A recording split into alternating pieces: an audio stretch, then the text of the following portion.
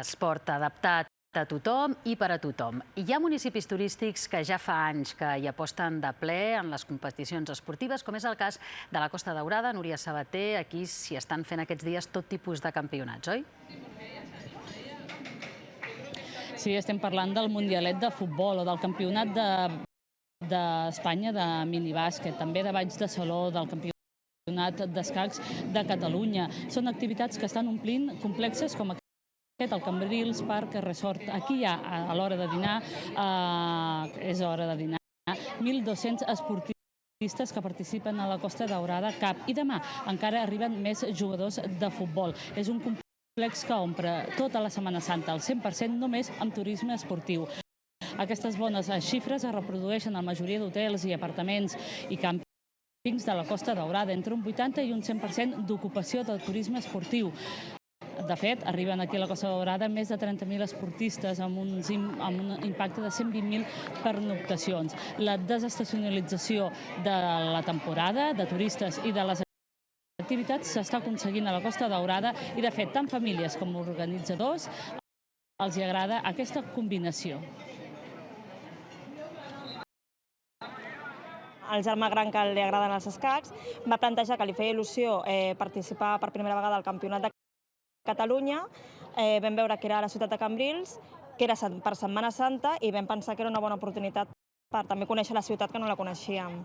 I aquest és el pensament que han fet moltes famílies dels 500 escaquistes que participen al Campionat d'Escacs de Catalunya per edats. Jugadors, organitzadors i familiars han ocupat 3 hotels de Cambrils des de dissabte passat.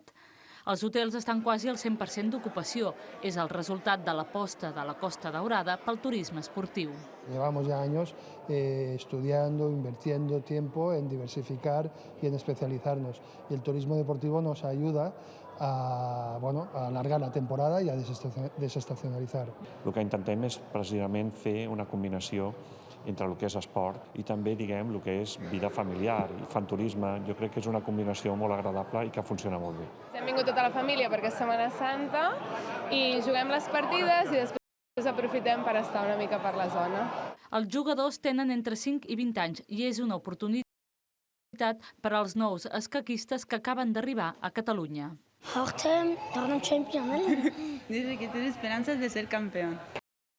Como en Armenia el ajedrez se juega mucho más que aquí, mi familia ya está acostumbrada. Els escacs també han sortit dels llocs de competició i es juguen en espais oberts, com la plaça de la Vila. No hi ha competència, és jugar i passar-s'ho bé. El turisme esportiu ha portat més de 30.000 esportistes a la Costa Daurada per Setmana Santa, el Campionat d'Espanya de minibàsquet, el Mundialet de futbol, les curses de muntanya o els balls esportius han recuperat la normalitat i l'afluència de fa 3 anys.